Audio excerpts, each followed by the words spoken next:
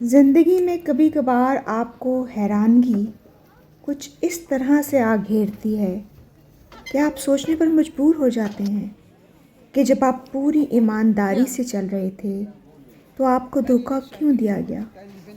لیکن پھر اللہ کی طرف سے آزمائش کا خیال آتا ہے اور انسان یہ بھی سوچتا ہے کہ حد سے زیادہ بھروسہ کسی شخص پر انسان کو برباد کر دیتا ہے اور دھوکہ کھانے کی طرف لے جاتا ہے۔ شاید یہی وجہ ہے دھوکہ کھانے کی۔ بھروسے کے لائق تو محض اللہ کی ذات ہے۔ انسان کی نہ ہمت ہے نہ اوقات کہ وہ کسی بھی رشتے سے مخلص رہ سکے۔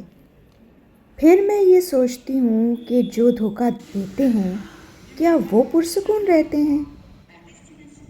میرا خیال ہے دھوکہ دینے والا کبھی سکون اور خوشی کی زندگی نہیں گزار سکتا، کیونکہ وہ ایک جھوٹ، ایک دھوکے کو چھپانے کے لیے بے شمار جھوٹ بولنے پر مجبور ہوتا ہے اور بے شمار دھوکے دیتا چلا جاتا ہے۔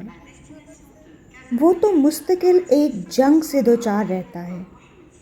دھوکہ دینے والوں میں سے کچھ لوگ تو ایسے ہوتے ہیں کہ ان کے چہرے سے ان کے اندر کی جنگ واضح نظر آ جاتی ہے، اور چند لوگوں کے اندر اتنا ہنر پایا جاتا ہے کہ وہ چہرے پہ مسکراہٹ سجا کر یہ اداکاری کرنے میں کامیاب ہو جاتے ہیں کہ جیسے کچھ ہوا ہی نہیں، اور وہ بالکل مطمئن ہیں، لیکن ایسا بالکل نہیں ہے۔ بہرحال جنگ تو ہوتی ہے، حقیقی خوشی سے وہ ہمیشہ ناآشنا ہی رہتے ہیں۔ اور جن لوگوں کو دھوکہ دیا جاتا ہے ان کے ساتھ کیا ہوتا ہے؟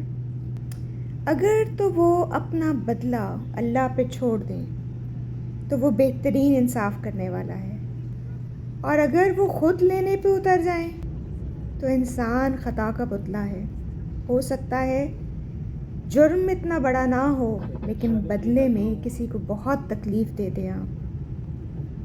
اس حالت میں بہترین عمل ہے رب کے سامنے جھکنا، اس سے مدد مانگنا اور اپنی ہر بات اس کو کہہ کر اس پر چھوڑ دینا۔ بے شک وہ بہترین انصاف کرنے والا ہے۔